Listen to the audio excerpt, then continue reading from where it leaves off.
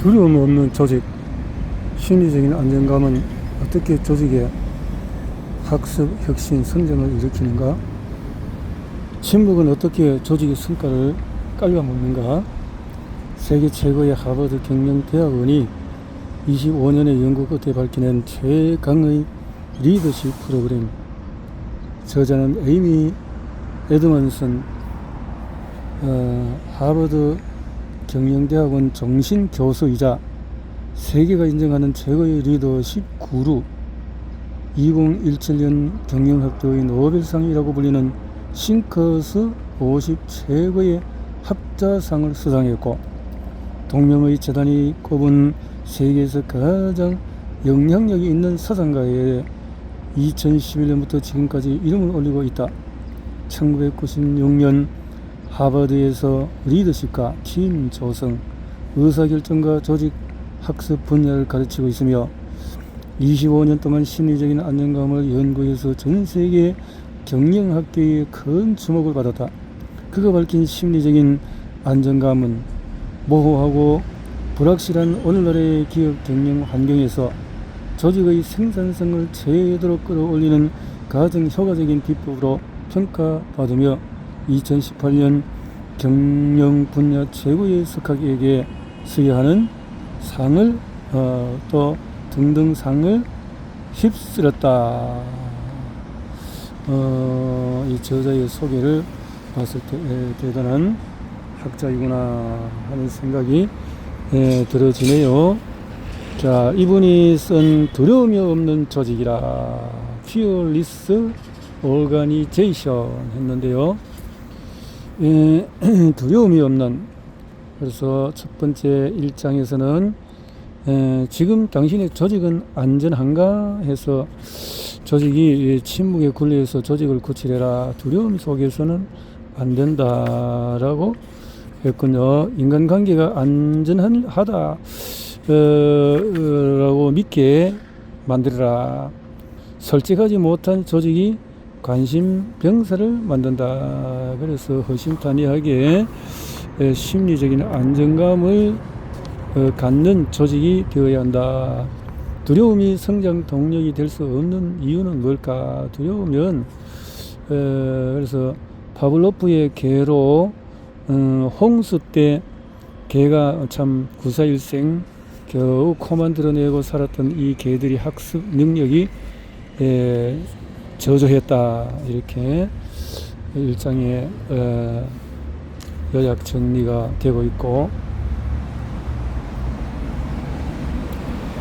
그 다음 단락에는 심리적인 안정감은 복지 혜택이 아니다.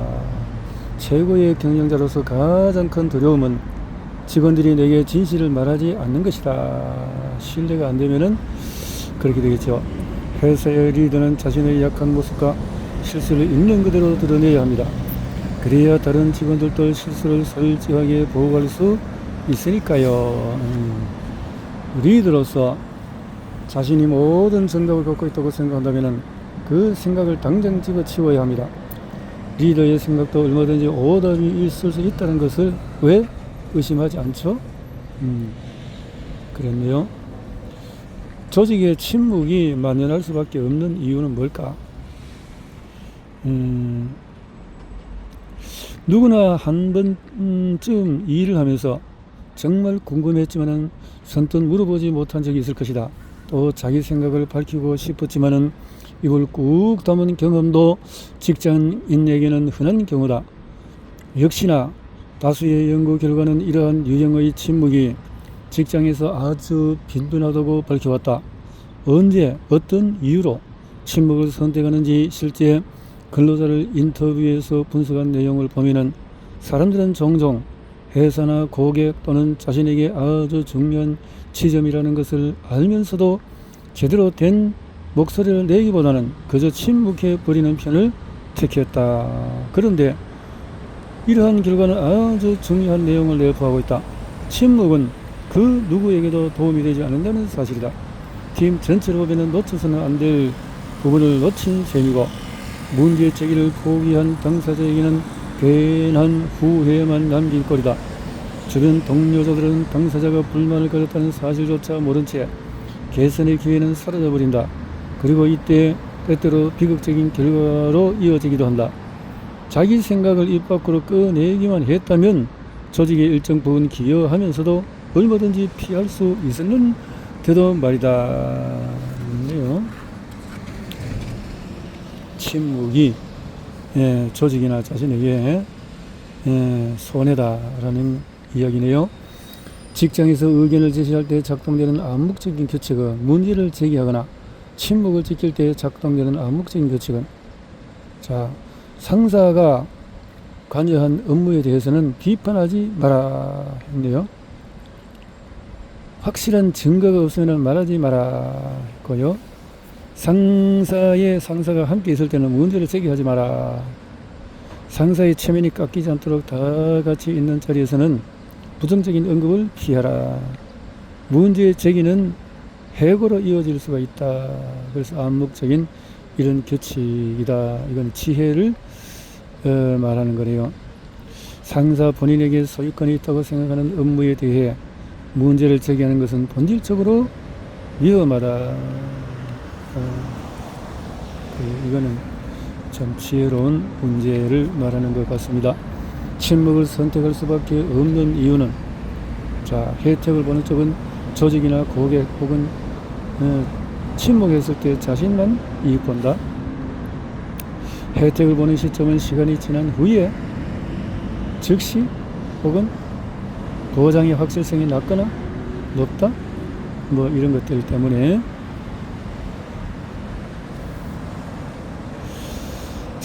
이러한 문제 제기와 침묵 사이의 불균형은 침묵을 지켜서 해고된 사람은 아무도 없다는 관점에서도 살펴볼 수 있다. 안전에 대한 인간의 욕구는 매우 강하다. 따라서 조직 구성원은 자발적으로 인간관계의 위험을 따누려고 하지 않는다. 누구도 의심하거나 비판하지 않는 부분에 대해서 굳이 나서서 지적하지도 않는다. 즉 사람들은 침묵을 지키면은 최소한 안전하다고 확신한다. 그러나 자신의 문제 제기가 큰 차이를 만들어낼 것이라고는 온전히 확신하지 못한다. 이러한 불균형의 원인으로는 자신의 문제 제기가 자칫 상사에게 모욕감을 줄 수 있다는 또 두려움도 한몫한다. 기존에 늘 해오던 방식이나 절차에 대해서 문제가 있다고 의견을 제기하면은 상사는 자신을 모욕한다 또 무시한다라고 생각할 수 있다. 더욱이 그 시스템을 실질적으로 개발한 주체가 상사 본인이라면 결국 문제를 제기한 쪽에서는 상사의 결과물이 틀렸다고 지적한 꼴이 되고 만다. 침묵을 지키는 편이 안전할 수밖에 없다. 하지만 이처럼 당연시되고 있는 규칙에 순응한 채 이를 바꿔나가지 않으면 동료들의 참신한 생각과 의견은 계속해서 사장될 것이다. 본인 스스로도 마찬가지다. 직접 의견을 내고 변화를 만들면서 느끼는 만족감을 경험하지 못하고 그저 정시에 출근해서 주어진 일만 하는 수동적인 직원이 되고 만다. 그래서 장기적으로 봤을 때는 회사에 도움이 될 수가 없다라는 거네요.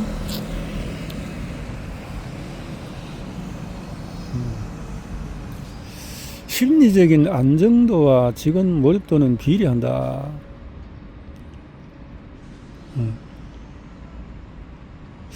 업무 만족도란 직원이 자신의 업무를 얼마나 즐기며 흡족해 하는가를 나타내는 척도이다. 하지만 만족도가 높다고 해서 업무에 더 적극적으로 참여하거나 잘 해내려는 의지를 불태우지는 않는다.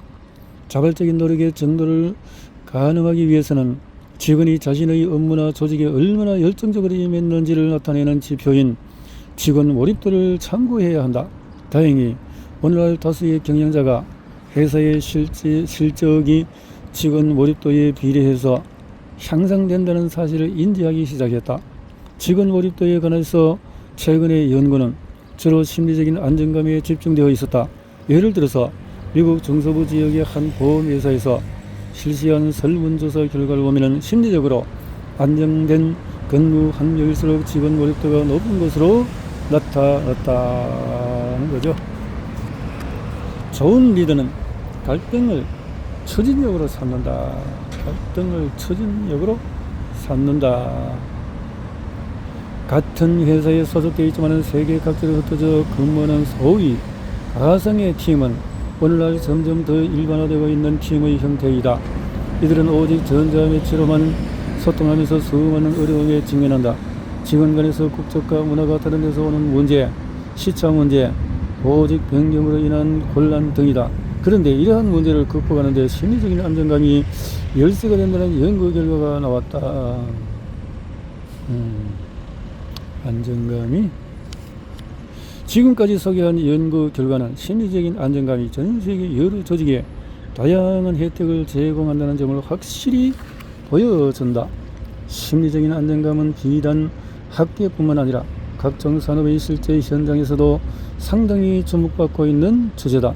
특히 구글의 아리스토텔레스 프로젝트, 뉴욕타임즈 매거진과 CNN 등에 보도되면서 대중의 관심은 더욱 높아졌다. 반드시 기억해야 할 것은 어느 조직에서 일하든지 문제를 꼭 제기해야 하는 순간에 목소리를 내지 못하면 그 문제를 수면 위로 드러낼 수가 없다. 현장의 근로자든 고위직 임원이든 마찬가지이다.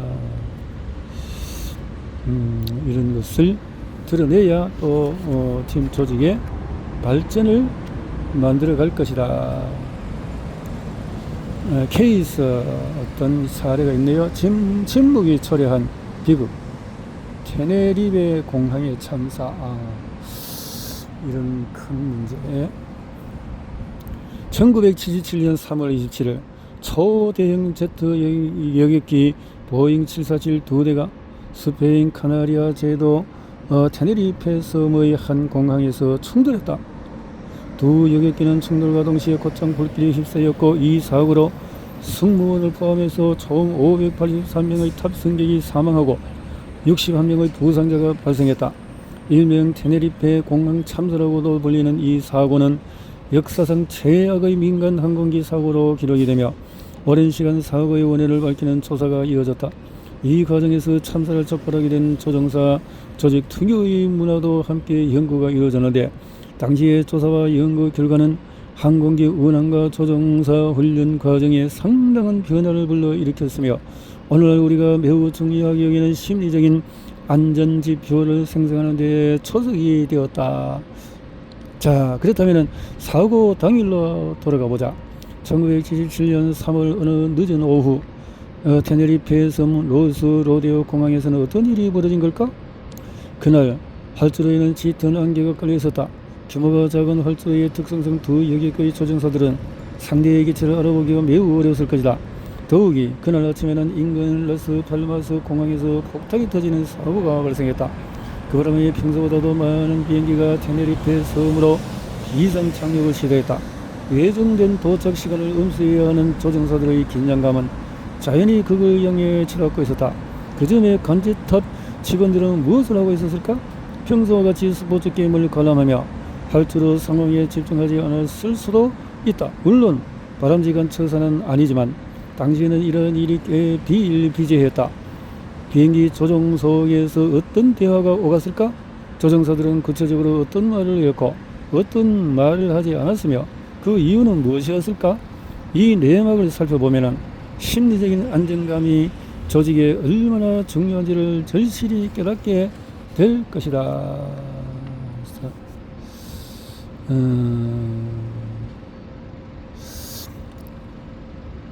그래서 사고 당일 조정석에는 클라스 묘스 부기장과 항공기관사 슈레더가 동행했는데, 2달 전 반잔텐 70747 기종에 대한 묘스의 조정 능력을 시험한 바가 있는데, 이후에 반잔텐은 해당 기종의 책임 조종사 역할을 맡으며 묘스를 교육하고 평가하는 업무까지 동시에 수행했다. 문제는 그들의 비행기와 페남 항공의 비행기가 이륙 준비를 하던 시점에 벌어졌다. 활주로에서 이륙 준비를 마친 반잔테는 곧바로 속도를 높여서 전진하기 시작했고, 그때 묘스가 기장에게 신호를 보냈다. 속도가 너무 빠르다라는 의견이었다. 아직 간제탑에서는 이륙 효과가 떨어지기도 전이었다. 반잔테는 짜증 섞인 목소리로 대답했다. 나도 알아. 어서 간제탑에 허가 요청이나 해. 묘스는 곧바로 간제탑에 무선 연락을 취했다. KLM은 이륙 준비가 끝났으며 허가가 떨어지기만을 기다리고 있다. 그러자 관제탑에서는 이륙 이후 경로를 구체적으로 읊기 시작했다. 분명 이륙이라는 단어를 쓰긴 했지만 그러기 위해서 이륙 허가를 내준 건 아니었다. 묘수가 관제탑에 다시 연락해서 교신 내용을 확인하려는 순간에 반잔텐이 교신 상황을 가로채며 관제탑에 일방적으로 통보했다. 이륙합니다. 기장의 단호한 의제의 묘수는 어떤 문제도 제기하지 못했다. 이륙 허가가 떨어질 때까지 기다려야 합니다. 라는 말이 목구멍까지 차올랐지만은 결국 내뱉지 못했다. 한편 KLM 비행기가 이륙을 시작한 시점에 관제선은 배남 측과 교신하고 있었다. 활주로에서 벗어나면 보고해라. 배남 기장은 네, 활주로에서 벗어나면 보고하겠습니다. 라고 응답했다. KLM 여객기에서 이 내용을 듣던 슈레드는 반잔텐에게 물었다. 배남 여객기가 아직 활주로를 벗어나지 않은 것 같은데요? 예, 이때도 역시 반잔텐은 단호하게 대답했다. 아니, 벗어났어. 그러고는 아랑곳하지 않고 이륙 절차를 계속 밟아나갔다. 그 순간 슈레드 역시 말문이 막히고 말았다. 배남 여객기가 아직 활주로를 벗어나지 않았다면 KLM 여객기는 진로 방해를 받을 것이다. 하지만 쏘아붙이는 듯한 기장의 말도에 감히 반박할 용기를 내지 못했다. 물론 슈레드가 관제탑과 교신을 해서 상황을 다시 확인할 수도 있었다. 이를테면 배남 여객기가 아직 활주로에 있습니까? 라는 식으로 말이다. 하지만 그렇게 하지 않았다. 완전히 입을 닫아버렸다. 슈레드의 침묵은 그들 간의 심리적인 안정감이 결여되어 있었다는 신호로 판단된다. 심리적인 안정감이 보장된 조직이었다면 상사의 잘못된 지시에 적절하게 대응하거나 불확실한 상황에서 각종 내용을 관제탑에 확인하는 일이 습관처럼 몸에 배어 있을 것이 분명했다. 결국 상황을 돌이키기에는 너무나 늦어버렸다. 반잔텐과 묘수 슈레드가 배남 여객기를 발견했을 때는 속도를 늦출 수 없는 지경이었다. KLM 여객기의 왼쪽 엔진과 기체 하부 주요 착륙 장치가 배남 여객기의 오른쪽 상단부와 충돌해서 산산조각이 났다. 이후에 벌어진 일은 우리가 아는 그대로다. 문제 제기에 대한 기대감을 형성해라.